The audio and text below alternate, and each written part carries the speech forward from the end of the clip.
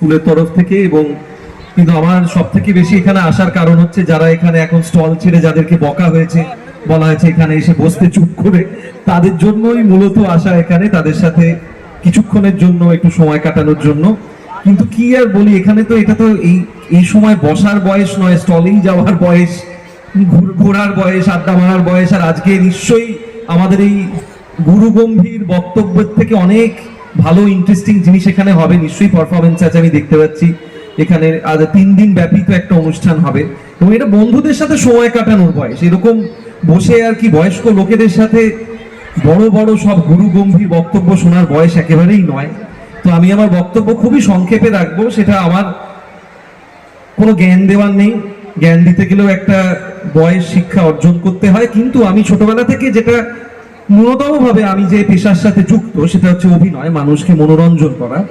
সেখানে আমি একটা জিনিসই শিখে এসেছি, সেটা হচ্ছে যে বয়স, এই যে শব্দটা, এই যে আমাদেরকে সারাক্ষণ বলা হয় না তুই ছোট, তুই আবার কি বলবি, তোর কোনো ওপিনিয়ন নেই, বড্ড পেকে গেছিস না। যে পাকা তো ফল হয়, মানুষ কি করে পাকতে পারে?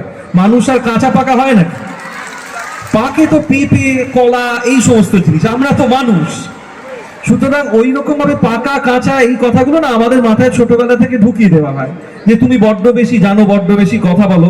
কিন্তু আমার মনে হয় এই বয়সে বা তোদের বয়সে এখানে যারা বসে আছিস, তারাই না সব থেকে সত্যি কথাটা বলতে পারে। মানুষ যত বয়স বেড়ে যায় না, তত বেশি মিথ্যেবাদী হয়ে যায়।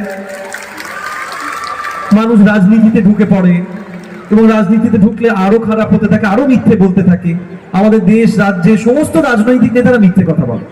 সুতরাং আমাদের এখানে না সত্যি সত্যি কথা বলার জায়গা একটাই, সেটা হচ্ছে স্কুল। ওই দেখ, ড্রোনও উড়ে গেছে।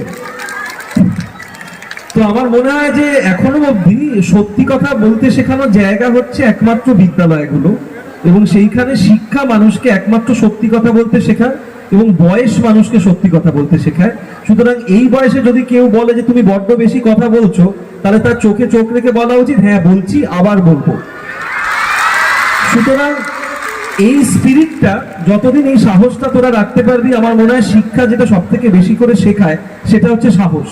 এবং সেইখানে আমার সবসময় মনে হয়, আমি তো নিজে শহরের একটা স্কুলে পড়াশোনা করেছি, সাউথ পয়েন্ট স্কুল, খুবই ভালো স্কুল। আমি আমার স্কুলের কাছে খুবই কৃতজ্ঞ, আমার যেটুকুনি শিক্ষা আমি পেয়েছি। কিন্তু আমি যত ইদানিং জেলায় যাই না কেন, শহর থেকে একটু দূরে, আমার খালি মনে হয় যে শহরের থেকে বেশি শিক্ষার এই আলোটা কিন্তু বজায় রেখেছে জেলাগুলো। এবং সেটা যত সময় যাবে, আমার মনে হয় এটা পরিষ্কার হবে মানুষের কাছে, যে শিক্ষার আলো কিন্তু জেলা থেকেই আবার ফিরে যেতে হবে। মানুষকে শহর থেকে জেলাতেই ফিরে যেতে হবে, গ্রামে ফিরে যেতে হবে। এখানে অনেক মানুষ পরিশ্রম করে শিক্ষা তাদেরকে অর্জন করতে হয়, এবং আলটিমেটলি এই স্টেজে এসে যারা বক্তব্য রাখে তারা চলে যায় 10-15 মিনিটে, কিচ্ছু যায় আসে না তাদের। যারা সত্যি পড়ে থাকে তারা হচ্ছে এই দিদিমণিরা বা প্রিন্সিপালরা বা টিচাররা, যারা 365 দিন উদয়স্ত পরিশ্রম করে একটা সুস্থ শিক্ষা সমাজ তৈরি করার চেষ্টা করছে নিজেদের মতন করে।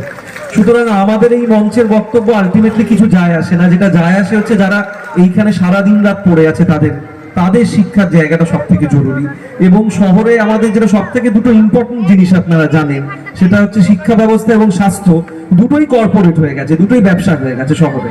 এবং সেই জায়গাগুলো কিন্তু আমার মনে হয় জেলা আছে বলে এখনো আমাদের পশ্চিমবাংলার যে গৌরবের যে মূল জায়গাগুলো, সেটা কিন্তু কলকাতা নয়, সেগুলো কিন্তু জেলার জন্যই আমরা পশ্চিমবাংলা যে গৌরব আছে সেটা এখনো বেঁচে আছে। আদারওয়াইজ শহরে না একেবারে শিক্ষা বল বা স্বাস্থ্য ব্যবস্থা, যেগুলো মানুষের বেসিক নেসেসিটি, সেগুলো একদম ব্যবসায় পরিণত হয়েছে, রাজনীতির জন্য, ব্যবসাদারদের জন্য। সুতরাং আমার মনে হয় এই সমস্ত জায়গাতে এলে আমি অনেক বেশি অনুপ্রাণিত বোধ করি, কারণ এখানে এখনো সেই কুৎসিত রাজনীতি বা কর্পোরেটাইজেশন এখনো স্কুল বা হাসপাতালগুলোর মধ্যে ঢুকে পড়েনি। নিশ্চয়ই এখানে অনেক রকমের এখন ডেভেলপমেন্টের প্রয়োজন, কিন্তু শহুরে ডেভেলপমেন্টের থেকেও যেটা এখানে অনেক বেশি জল করছে এই প্রদীপটার মতন, সেইটা হচ্ছে সততা। সুতরাং সেইটার জন্যই এইখানে বারবার ফিরে আসা। সুতরাং আবার পরের বছর বা অন্য কোনো সময় তোদের সাথে এখানে ফিরে আসতে পারলে আমি খুব খুশি হব। আপাতত আর বকবকানি না, অনেক কিছু হয়েছে, আর নিশ্চয়ই 1:30 বাজে, খিদে তো পাবেই, কি আর করা যাবে। এটা আমি দিদিমণির সাথে একটু অন্য বক্তব্য স্থাপন করলাম, 1:30টার সময় তো খিদে পেয়ে যাবেই। সুতরাং তোরা আশা করি এই নেক্সট 3 দিনের অনুষ্ঠান খুব আনন্দ করবি, এনজয় করবি। সেটাই আসল শিক্ষা, হচ্ছে আলটিমেটলি আনন্দ করার জায়গা, গম্ভীর হওয়ার জায়গা নয়। ভালো থাকবেন সকলে।